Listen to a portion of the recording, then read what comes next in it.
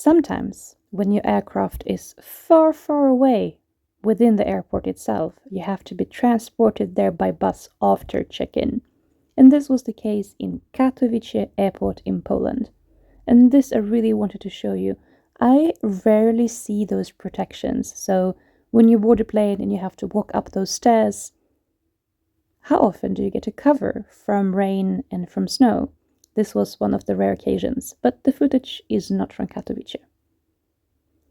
Going from Katowice to Burgas turns out to be quite a difficult thing to scout when it comes to buying the tickets. So I actually had to make a transfer going from Stockholm to Helsinki, from Helsinki to Krakow, from Krakow to Katowice, and from Katowice to Burgas. Katowice Airport has a pharmacy where I bought the best deodorant I have ever used in my life, I think, so far. But it needs a bit of logistics love. When I visited Katowice Airport now this summer in 2024, it clearly needed some kind of a different queuing system. There is one narrow part where one person was sort of forced to scream out that more places were available, while people easily just amassed in one queue. It was difficult to tell where to go. So I wish Katowice Airport a lot of love and someone who is an expert in logistics and come and have a look and suggest improvements.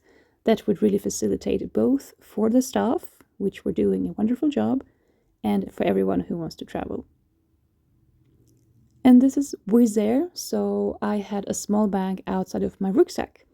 And there was a controlling person when she was looking at our tickets. She also said, "You're not allowed to board the plane. I will stop you from entering it unless you put your small bag," which literally only contained my wallet and my passport, inside my bag. And she said, that is how it has to be done. So you cannot have anything outside of your bag. This has happened on several occasions. So depending on which airport you're traveling from, the controls are different in their strictness. So the friend I'm visiting here in Burgas shared that she was not allowed to have a pair of glasses outside of the bag. Everything really had to be tucked in. Wizz Air is one of the airlines which does not compensate its staff if there are any delays. So any extra worked hours are not paid for. I fly with Wizz Air occasionally, and I do that because I like that they supported Ukrainians in the beginning of the war by offering them free spots if there were any spots available. So therefore, I think they did a good deed as a company. The time in the air today in this video will be very short. In fact, it will end in just a couple of seconds and we will soon be landing. But before that happens, I will show you more features from the airport and other airport experiences. So I saw this cute bracelet. I still haven't purchased anything yet, but I'm thinking of buying that cream which is called Egyptian Magic. I'm waiting for a good sales opportunity. So when they will say that, oh, there is a discount, I will try to grab my chance. Here is another airport, Arlanda actually, and what you see here at the bottom, there is an 11 o'clock departure to Såtenäs, is unusual because it shows that this is something that will be flown by the Air Force. This is a footage I tried to make the best combination of. So this is an aircraft going to Thessaloniki airport in Greece. Even when I lived in Spain, it was not as hot as 37. The hottest I ever experienced was 32, 33, 35, but not 37. And this was very, very, very hot. And I was doing geocaching, and this was a place that they recommended to go to see these beautiful landings. And ta-da! We are in Burgas. So we will be taking the bus as we were taking to the airport in the beginning of the video. Now we'll be going from the airport in a bus as well.